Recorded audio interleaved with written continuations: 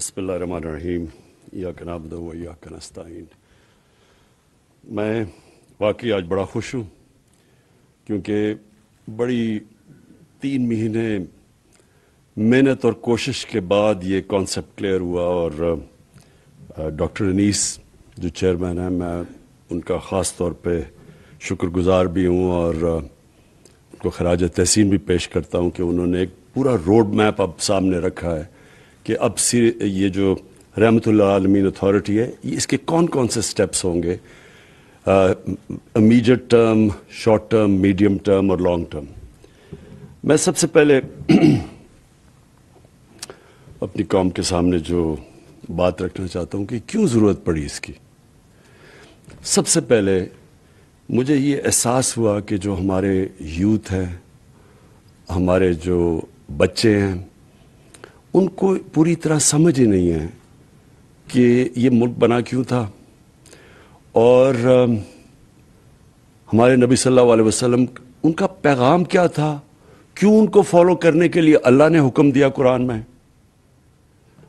مجھے آہستہ یہ بھی نہیں لوگوں کو پتا کہ جب وہ نماز پڑھتے ہیں تو وہ اللہ سے مانگتے کیا ہیں، اور میں اکثریت کی بات کر رہا ہوں کہ ان کو یہی نہیں پتا جب وہ کہتے ہیں ایک ہی چیز نماز پہ مانگتے ہیں نا کہ اللہ ان کے راستے پہ لگا جن کو تو نے نعمتیں بخشی، ان کے نہیں جو غلط راستے پہ چلے گئے۔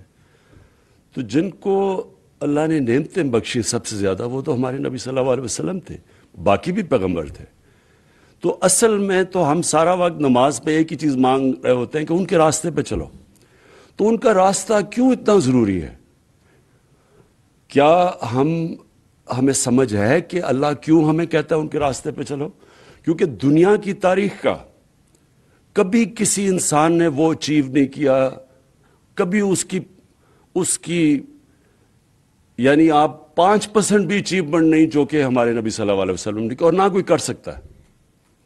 یہ جب 100 گریٹسٹ مین ان کے پر ایک کتاب ہے، پتہ نہیں اس کا کیا نام ہے، ہارٹ یا کچھ ہے، وہ نمبر 1 پہ ان کو کیوں رکھتا ہے؟ وہ تو مسلمان نہیں ہے، لیکن وہ اچیومنٹس پہ رکھتا ہے کہ کسی انسان نے وہ چیزیں اچیو نہیں کی۔ تو اللہ ہمیں کیوں کہتا ہے کہ ان کے راستے پہ چلو؟ ہماری بہتری کے لیے۔ جب وہ کہتا ہے کہ وہ 2 راستے آپ کے سامنے، ایک اللہ کی وہ راستے جس پہ اللہ نے نعمتیں بخشی ہیں، تو وہ جو راستہ ہے وہ آسان راستہ نہیں ہے، کیونکہ نبی صلی اللہ علیہ وسلم کا آسان راستہ نہیں تھا، لیکن وہ انسان کی عظمت کا راستہ تھا۔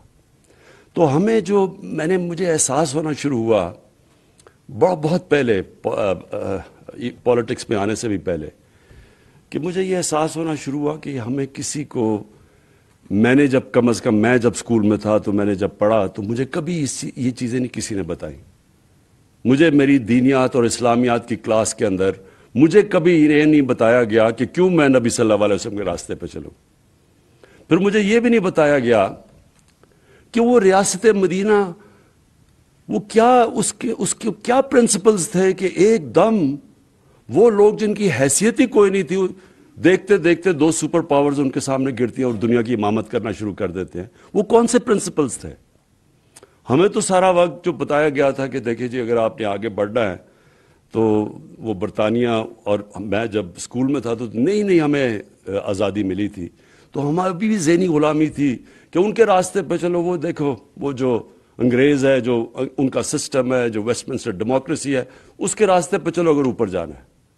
ہمیں پڑھایا کچھ جاتا تھا، لیکن اصل میں ہمیں یہ کہا جاتا تھا کہ اصل میں انسان اوپر جا ہی نہیں سکتا جب تک ان کے راستے پہ نہ چلو جنہوں نے آپ کے اوپر حکومت کی تھی۔ اور یہ سب سے بڑا مسئلہ ہے کہ ہمارے میں ایک ڈسکنیکٹ ہے۔ ہماری ہم جب دین کی اپنے بچوں کو تعلیم دیتے ہیں، ہم ان کو یہ بتا ہی نہیں سکتے کہ کیا وجہ ہے کہ آپ کو یہ جو ہم آپ کو پڑھاتے ہیں کہ ان کے راستے پہ کیوں چلو۔ تو دیکھیں،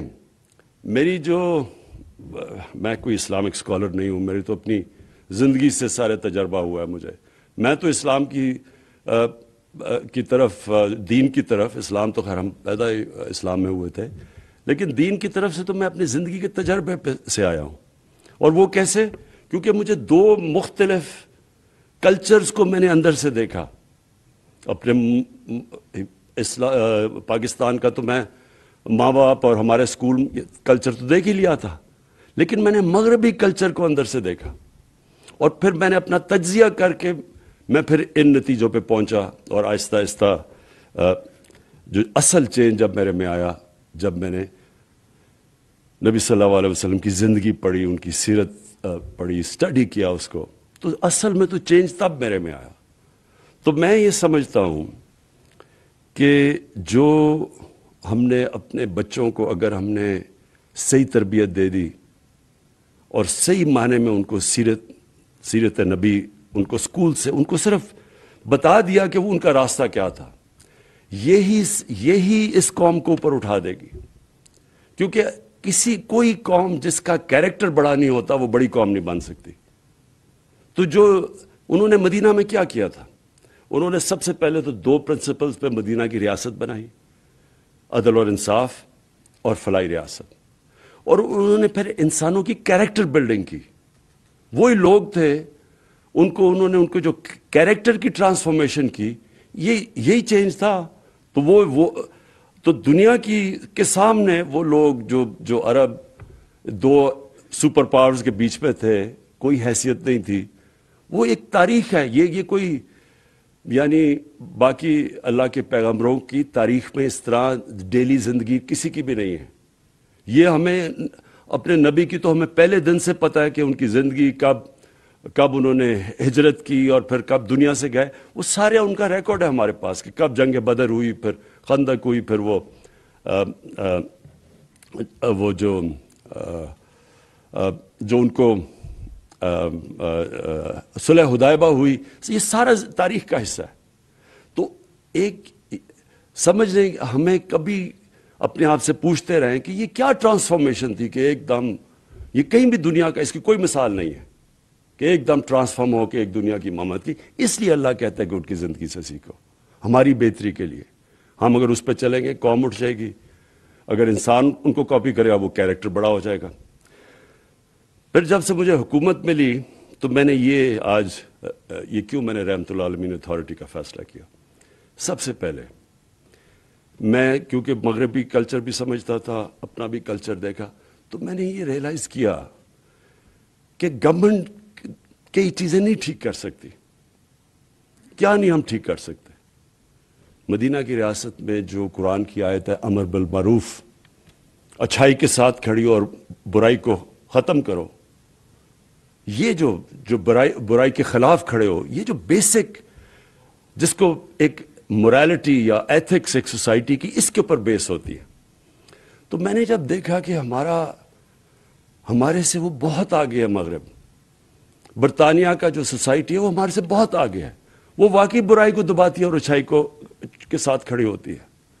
ان کی جو ایتھکس ہے، ان کی جو مورالٹی ہمارے سے بہت آگے ہے۔ کبھی بھی وہاں کوئی تصور بھی نہیں کر سکتا کہ وہ پبلک کا پیسہ چوری کرے، کوئی مقصود چپڑاسی کے نام پہ 4.25 ارب روپیہ رکھتے اور وہ کئی شکل بھی دکھا سکے۔ سوسائٹی روکتی ہے اس کو، کیونکہ میں نے تو وہاں دیکھا ہوا ہے۔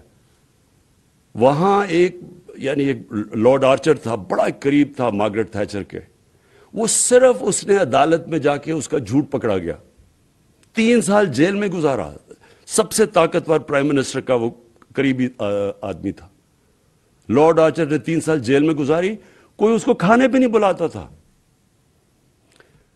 سنگاپور میں لی کوان یو نے جب سنگاپور کو چینج کیا، جب سنگاپور میں بھی بڑی کرپشن تھی، اس نے جب کرپشن چینج کیا، ذہن چینج کیا، امر بالمعروف وہ امپلیمنٹ کیا، تو اس کا جب قریبی دوست تھا جو منسٹر، جب اس نے کرپشن کی پکڑا گیا، خودکشی کی اس نے، کیونکہ اس کو پتا تھا معاشرے میں اب مجھے کوئی آنے نہیں دے گا۔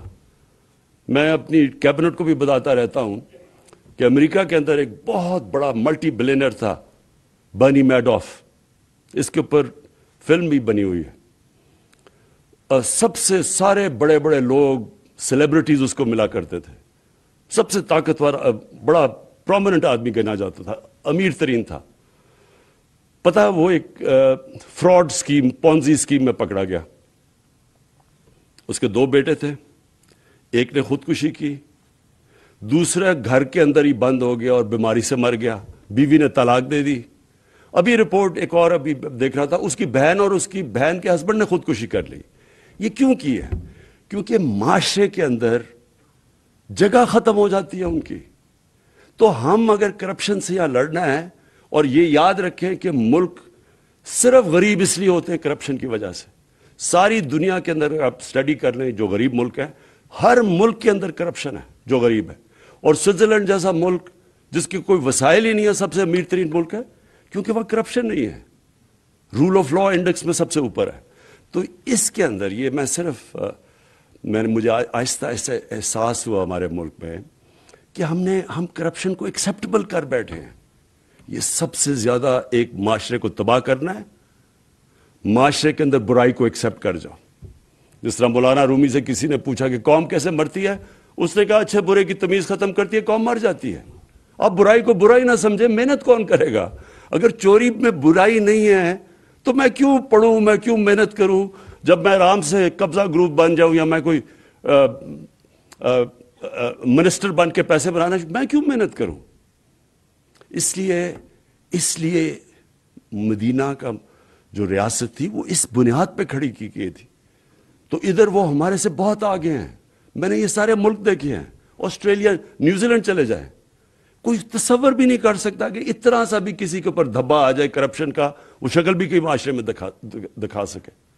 تو یہ اس لیے اپنے بچوں کو ہمیں سیرت نبی پڑھانی ہے, تاکہ ہمارے بچے جب قوم فیصلہ کرے گی کہ ہم نے کسی نے بدی کی, برائی کی, قوم اس کو آئسولیٹ کرے گی.